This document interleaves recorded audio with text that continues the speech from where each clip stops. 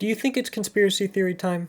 I think it's conspiracy theory time. As is always the case, I have been unable to get the Xeno brainworm out of my head, and have been allocating quite a bit of my precious brain power trying to get into Tetsuya Takahashi's head. Trying to predict what a video game auteur is thinking is risky business on the best of days, but I've really got nothing better to do. So let's do some brainstorming. In light of the many revelations that came with Xenoblade X Definitive Edition, and the advent of new, shiny, powerful hardware to work on in the form of the Switch 2, I'd like for us as the Xeno community to put our heads together and see if we can't predict what Monolith Soft's next project is before it gets announced. For the sake of neatness and easy comprehension, I'm going to list out what are, in my mind, the 4 projects that I think would be feasible for Monolith Soft to be working on right now. We'll tackle each of these one at a time in order to figure out how likely each of them are to happen. So, without further ado, the 4 projects that I imagine Monolith Soft could be working on are as follows. Performance updates for all the Xenoblade Switch offerings, Xenoblade 2 Nintendo Switch 2 Edition, Xenosaga Switch 2 re-releases,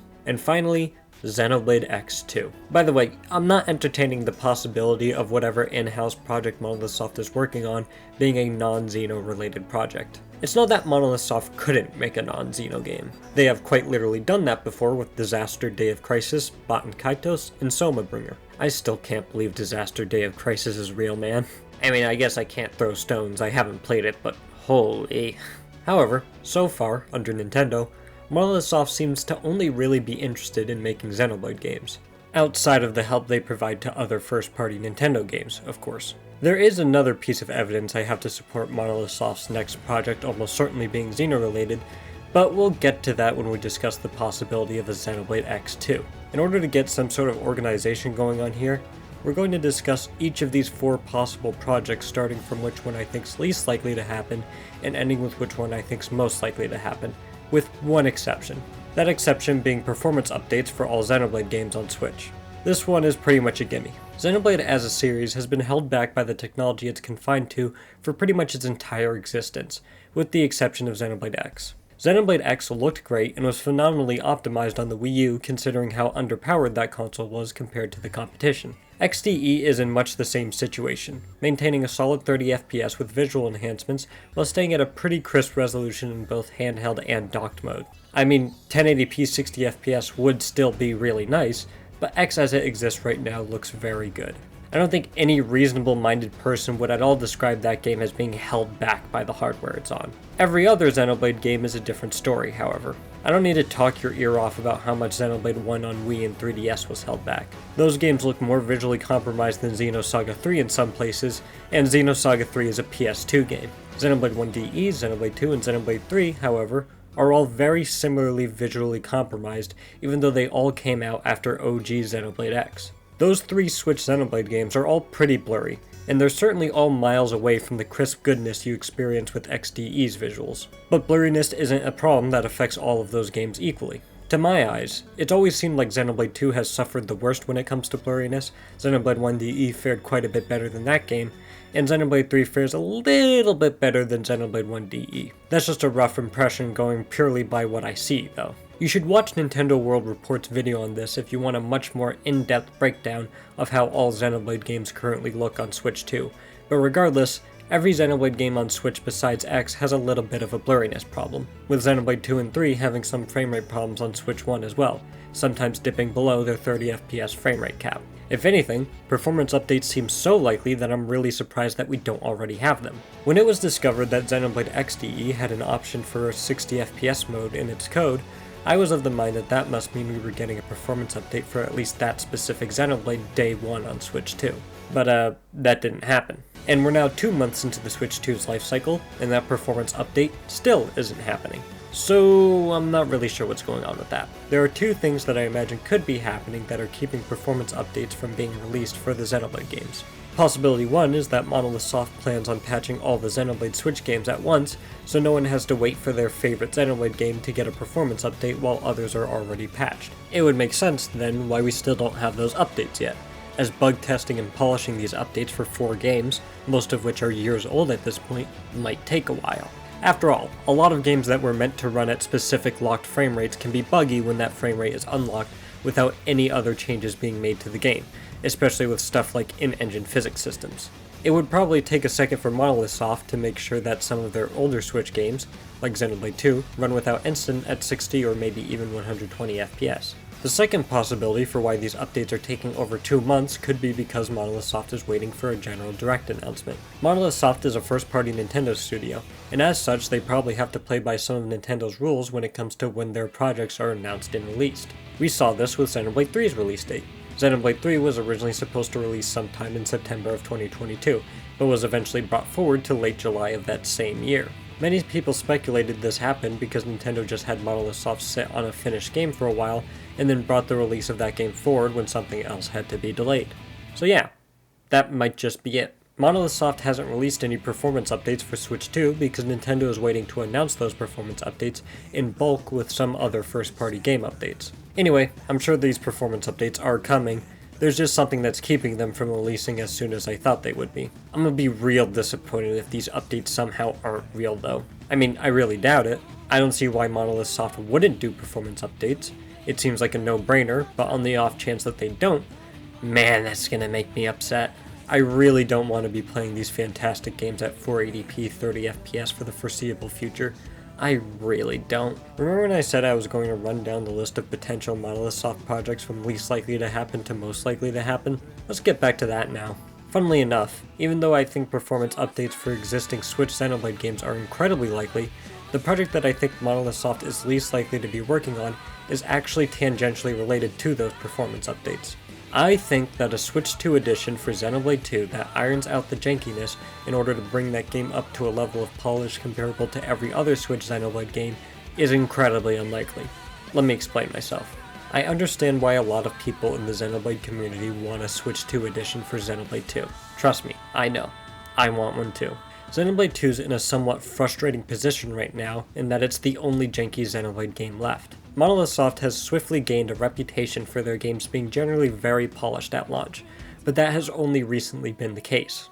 For quite a while, Xenoblade games usually had some notable things wrong with them that felt like they could easily be fixed if someone just tapped Monolith Soft on the shoulder during development. Xenoblade 1 and Xenoblade X both had their own set of problems. For Xenoblade 1, it was stuff like not having quest tracking and having no indicator in the UI of where you were in relation to the enemy. In Xenoblade X, it was stuff like having pretty bad quest tracking, not being able to change party members from the pause menu, and Infinity being incredibly slow to grind. Xenoblade 2, however, has always been the worst offender. Xenoblade 2 is a remarkably janky game by today's Xenoblade standards. Don't get me wrong, it's perfectly playable. I've never experienced any crashes with the game or any game-breaking bugs besides exactly one soft lock over the course of hundreds of hours of playtime. Xenoblade 2 is a fun game that plays well, but its jankiness rears its head frequently nonetheless. There isn't one major problem I can point to that makes Xenoblade 2 feel worse than it should. It's more of a death by 1,000 cuts situation. What I mean by that is there's a lot of small problems in Xenoblade 2 that, when added up, make it much less fun to jump into and play on a whim compared to other Xenoblade games. You have to open the affinity chart in order for completed nodes to register. Menus take too long to open. The map doesn't feel smooth to navigate through. There's no way to check if a blade quest is available besides bringing a blade around with you to different areas. You can't pull multiple core crystals at the same time. Merc missions are too disruptive. Blade combo trees are annoying without adding anything to combat. There's no icons for buffs, debuffs, or status effects. Literally everything to do with field skills. This is all made more frustrating by the fact that so many of these small problems seems like they could have been easily fixed if Monolith Soft had just been made aware that these were problems during development, hence death by 1,000 cuts. If Xenoblade 2 was the one Xeno game that 90% of the fan base doesn't care for, then this wouldn't matter that much. But it's not. That honor goes to Xenosaga Episode 2. Like I said earlier, Xenoblade 2 is generally really fun and engaging once you get past its problems, and many people in the fanbase would be happy to call Xenoblade 2 a masterpiece, or even their favorite Xeno game. Xenoblade 2 is also the best-selling Xenoblade game by a mile, selling almost 3 million copies total in its lifetime. Compare that to the runner-ups, Xenoblade 3 and Xenoblade 1 DE with almost 2 million copies sold each, and yeah, Xenoblade 2's sales are pretty impressive. So clearly a lot of people who aren't even a part of the Xeno fanbase also really enjoyed this game. This all just makes it extra frustrating that Xenoblade 2 has to be stuck in this awkward position despite its popularity. So this seems like a no-brainer for Monolith Soft, right? Monolith Soft clearly is very okay with re-releasing older games with a lot more polish than they originally had, if the existence of Xenoblade 1 DE and Xenoblade X DE are anything to go by. They probably shouldn't re-release Xenoblade 2 wholesale like a Persona 5 Royal situation, since Xenoblade 2 is already playable via backwards compatibility on Switch 2. But a Switch 2 edition of the game seems like it would be a perfect way to give Xenoblade 2 the definitive edition treatment without charging people another $60 for a game they already own. So given how most fans could lay out that reasonable line of logic, why do I think that this is the most unlikely project for Monolith Soft to be working on? Well, for one, there's some motivations that a lot of the fanbase seems to agree that Monolith Soft has for making definitive editions that doesn't exist for Xenoblade 2. A Xenoblade 2 Switch 2 edition is only wanted by the fanbase for the sake of polishing a game that can already be played on the Switch 2. While Monolith Soft has clearly been happy to polish re-release Xenoblade games, I don't think it's reasonable to say that having a more polished version of the game is Monolith Soft's main justification for the time and money it takes to develop definitive editions. I would argue that there are a couple of other factors that make up the main driving force for the existence of definitive editions. Firstly, there's accessibility. Xenoblade 1 and Xenoblade X were both trapped on older consoles, one of those being the incredibly unsuccessful Wii U before they received their definitive editions. The definitive editions were a way of solving that issue by bringing these older games onto one console whose follow-up would be backwards compatible. Xenoblade 2 obviously doesn't have this issue. It's easily accessible on both the Switch 1 and the Switch 2. The second reason for making definitive editions is a bit more speculative, but I would argue it's still more reliable and true than believing definitive editions are made for the sake of polish first. The second reason Monolith Soft makes definitive editions for older Xenoblade games is not only for the accessibility of those specific games, but for the accessibility of future games in the series as well. It's a widely accepted theory among the fanbase that a large reason for Xenoblade 1 receiving its definitive edition when it did is because Monolith Soft wanted to give more players an opportunity to be caught up on a relevant part of the series before Xenoblade 3 came out. Xenoblade 3 being a game that would rely on players' knowledge of the events of previous games in the Xenosaga much more than Xenoblade 2 did, especially in the case of Xenoblade 3's expansion, Future Redeemed. Future Redeemed would tie into the previous two games so much that playing all games in the Klaus trilogy before it is arguably a requirement to fully enjoy its narrative. There was no way to know this for sure when Xenoblade 1 DE initially released, but now with hindsight, it seems fairly obvious that Xenoblade 3's release had to have been a fairly strong motivator in facilitating the development of that first definitive edition. I personally believe this to also be true for Xenoblade X DE, which is why I'm slightly confident that whenever the next new mainline Xenoblade game gets announced, that game will be a sequel to Xenoblade X. Though as it stands right now, I have no way of knowing that for sure. Anyway, the point is that unless you think there's going to be another game in the Xenosaga, which seems pretty unlikely given that Future Redeemed made it pretty clear that the Xenosaga is very much over, this motive for a Xenoblade 2 re-release is out the window.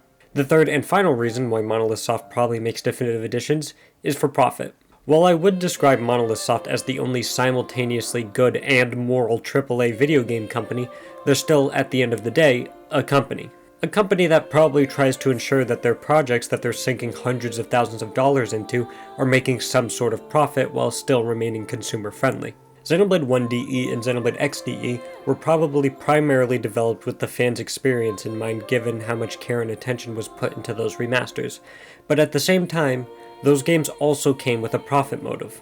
They were re-releases of games in a beloved JRPG series on one of the best-selling consoles ever that were always going to have some sort of guaranteed monetary success due to the influx of new Xenoblade fans who would now be able to play these games that were previously inaccessible to them from a series that they love. I know that how profitable Xenoblade X DE was or wasn't is kind of up in the air right now, but all I'm saying is that regardless of what actually ended up happening with sales when that game actually released, it was at least easy to see why the idea of that sort of re-release had the possibility of being profitable.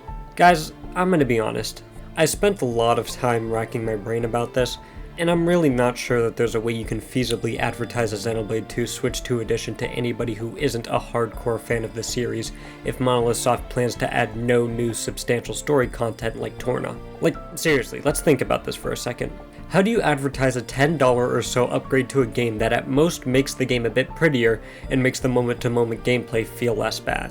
That probably makes perfect sense to you and me as fans. We'd both probably be willing to fork that over in order to play a better version of a game that we really like, especially with all this fervor in the community surrounding potential fixes for Xenoblade 2's problems. But, like, regular fans? People who pick up each new Xenoblade game as it comes out, finish it, like it, but very rarely come back to it once it's over, if ever? No shot. I'm not gonna lie to you. I don't have any numbers in front of me or anything, but if I had to make an educated guess, I would assume that demographic that I just described is where at least like 60% of all Xenoblade sales come from. From normal gamers who want to buy new games that look cool and have hype around them. 100% of the Xeno fan base is not people like me and you. People who will be there day one to buy anything Monolith Soft throws at us and pour over those games and play those games years and years after they've stopped being in mainstream gaming discourse. How do you convince casual gamers to even consider purchasing an upgrade to a game that they barely remember that just makes it less janky and maybe more pretty, in the same way you convince them to buy a shiny re-release of a game that they might not have even heard of since it's been trapped on an older console? You just can't. Unless, of course, Monolith Soft wants to add new substantial story content to a Xenoblade 2 Switch 2 edition, something on the scale of Torna. That isn't impossible, but, and maybe this is just me, I don't really see Monolith Soft doing that for a game that, 1, already has Torna, and 2, is in the Xenosaga, which is over, and therefore doesn't need any new story content. Also, since this upgrade would most likely manifest as a Switch 2 edition, what's the maximum it could cost without making people upset? Like $20? I'm not sure any money-minded person at Nintendo or Monolith Soft would want to greenlight a project that would have almost as much work put into it as a normal definitive edition without the ability to charge nearly as much for it. So, all of the above is why I don't think that Monolith Soft is making a Xenoblade 2 Switch 2 edition of some kind, despite how much a decently sized portion of the fanbase wants it. And trust me, I'm right there with you. I love Xenoblade 2, and am frustrated how the game, as it stands right now, is sort of shafted when it comes to polish. If I'm wrong about all of this, and if at the next General Direct, we do actually end up seeing a Xenoblade 2 Switch 2 edition that fixes everything we want it to, then I will be very happy to have been proven wrong. But really, with already being on a backwards compatible console, I think the most we can hope for with Xenoblade 2 is a frame rate and resolution boost along with the rest of the Xenoblade games. Anyway, moving on. The third most likely project that I think Monolith Soft might be working on is some sort of Xenosaga series re-release. We know from the ending of Future Redeemed, as well as some crossover content in Xenoblade 2, that Bandai Namco is fine with letting Monolith Soft occasionally make use of the Xenosaga IP. While this doesn't necessarily guarantee that Namco would also be chill with letting Monolith Soft completely re-release these games, as that's quite a bit more complex than just borrowing some terms and characters from Xenosaga to put in Xenoblade, there is some evidence that exists to support this possibility. Namco re-released Baten Kaitos 1 and 2 for Switch in 2023. Baten Kaitos being a series that Monolith Soft worked on back when they were still owned by Namco. So there is a precedent for Namco re-releasing games that Monolith Soft contributed to. I don't know if that means Namco would be willing to let Monolith Soft personally work on a Xenosaga series remaster, as a lot of Xeno fans seem to want, or if Namco would just do a comparatively less polished re-release like they usually do with, say, remasters of games from the Tales of series. I don't really have much to say about this one. This is easily my biggest coin flip prediction when it comes to Monolith Soft. I could see them doing this as their next project as easily as I could see them never doing this. I'm genuinely not sure. If you want more evidence for the case of there being Xenosaga re-releases developed by Monolith Soft in the works, you can watch my wildly conspiratorial Xenosaga episode 4 video, where I go a lot more in depth into the evidence that exists for some sort of Xenosaga revival. Just ignore the fact that in that video I talk about how I think Xenosaga 4 is definitely coming, yet I don't mention that at all in this video that's about predicting Monolith Soft's next project. Don't think about that one too much. I'm very consistent. Finally, the Monolith Soft project that I think is second most likely to happen is simultaneously very unsatisfying to save for last and very satisfying to save for last. Unsatisfying in the sense that the last prediction I'm going to talk about is the one that I think is only second most likely to happen instead of the first, due to the fact that I chose to go over the Xenoblade performance updates before anything else. Satisfying in the sense that this is easily the most exciting possibility to talk about. Well, for me it is at least. That exciting possibility being the possibility of Xenoblade X2. Just to immediately get this out of the way before we jump into this one. I am going into this discussion with an incredibly unhealthy amount of bias and copium. A sequel to Xenoblade Chronicles X has quickly become my personal favorite idea for where Monolith Soft could go when it comes to their next brand new game. I want this to happen real bad, and as such, I'm probably much more likely to see evidence for this game being in development where it doesn't actually exist, and be incredibly hyperbolic about what evidence does actually exist. So, for your own mental well-being, take everything I have to say about Xenoblade X2 and its likelihood to manifest in this plane of existence with a massive grain of salt. Okay, here we go. First off, as far as we know, the Cloud Saga that began with Xenoblade Chronicles 1 in 2010 ended with Future Redeemed.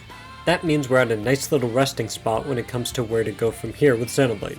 Inevitably, a completely new Xeno arc will eventually start. Whether or not that occurs during the Switch 2's lifetime, I have no idea.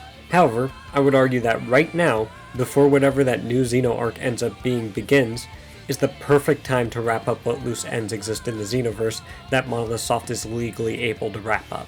And I can think of no bigger loose end than Xenoblade X. I think that if Monolith Soft has any intention of continuing the X storyline, which we have very good reason to believe that they do, it would be very misguided to do that anytime but exactly right now. I certainly can't speak for everyone, but I, for one, am satisfied with mainline Xenoblade right now.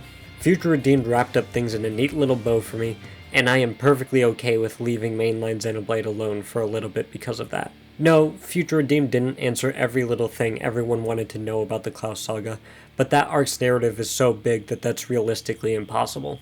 Monolith Soft did a great job considering they were working with an expansion and not a full game to wrap everything up, and I am satisfied with that. Given that, I hope you can understand why now is the perfect time to continue X. I really don't want to be stuck in the same situation that players of the original X back in 2015 got stuck in, where they get introduced to this really cool new Xeno world, only to be blueballed because Monolith Soft wanted to continue mainline Xenoblade for another 2 entries in a row. Don't get me wrong, I adore Xenoblade 2 and 3, but I can also recognize how frustrating that position must have been to be in as an X fan. I hope history doesn't repeat itself by way of Monolith Soft immediately starting a new Xeno arc while this one is still waiting for some love. Secondly, I'm no tech guru, but from a filthy casual's perspective, the Switch 2's relatively large leap in power from the Switch 1 seems like the perfect opportunity to really give Monolith Soft the breathing room to make X2 as ambitious as a sequel to the original X ought to be. Don't get me wrong, I recognize that Monolith Soft are big enough tech wizards that they could probably manage to fit whatever vision they have onto any modern console regardless of exactly how powerful it is. For Christ's sake, they got X1 running on Switch 1 better than it did on Wii U with improved visuals and no compromises. They can make anything happen. But regardless, if Monolith Soft wants to do a lot of stuff with X2 that fans have been dreaming of for an X sequel, like space travel for instance, then getting that baby out within the lifetime of this reasonably powerful console seems like it would be a boon to Monolith Soft's efforts. Finally, and this is as close to a silver bullet as I'm going to get for me building my case here, Xenoblade XDE exists. Remember when I said that the community had come to a consensus on part of the motivation for Monolith Soft developing Xenoblade 1DE was so that players had the opportunity to be caught up on all the relevant lore before Xenoblade 3 came out? Remember how I also said that I think that same logic can be applied to Xenoblade XDE in order to predict the future of the series? Well, there you go. Enough said. There is one major hole in my theory that unfortunately has just appeared the day of me writing this part of the script. On July 28th of 2025, Manami Kyoto, one of the composers for the Xenoblade series, tweeted that she was working on a new project, telling people to eagerly await its announcement. While she has worked on other projects before, Xenoblade seems to be her most prolific work by far. So, I think we can pretty comfortably lock this tweet down as a certifiable Xeno teaser. Initially, this was great news, and it mostly still is, but the aforementioned hole in my theory comes from the fact that Xenoblade X and Xenoblade XDE are the only Xenoblade games that she hasn't done work for, which does slightly decrease the chances of the next Monolith Soft game, if that's indeed what Kyoto is teasing in this tweet, being an X sequel. It doesn't completely disprove that theory. Even though she wasn't involved in either version of the original game, Monolith Soft could have decided to bring Kyoto on for an X sequel for any number of reasons. I'm still somewhat confident that the next brand new Xenoblade game will be an X sequel, but with this evidence it has become, in my mind, just as likely that the next new Xenoblade game could also be completely unrelated to X. Either way, this Kyoto tweet still doesn't change my overall opinion that I think the project we're most likely to get from Monolith Soft after performance updates for the backwards compatible games is a new Xenoblade game, as opposed to Xenosaga remasters, which I think will happen eventually, but maybe not within the next year or so, and a Xenoblade 2 Switch 2 edition, which I don't think will happen period. Anyway, those are my predictions for what I think Monolith Soft is cooking up. Let me know what you guys think Monolith Soft is working on in the comments. Maybe some of you will be able to change my mind about this list. I don't know everything about Monolith Soft, nor do I claim to, so maybe someone more knowledgeable than me on how they tick can fill me in on a line of thinking that I may not have gone down otherwise. Regardless, see y'all in September, or whenever the next General Direct is, to find out how badly this video ages. Thank you for watching. My name's Casey, and you've been a wonderful audience. Till next time.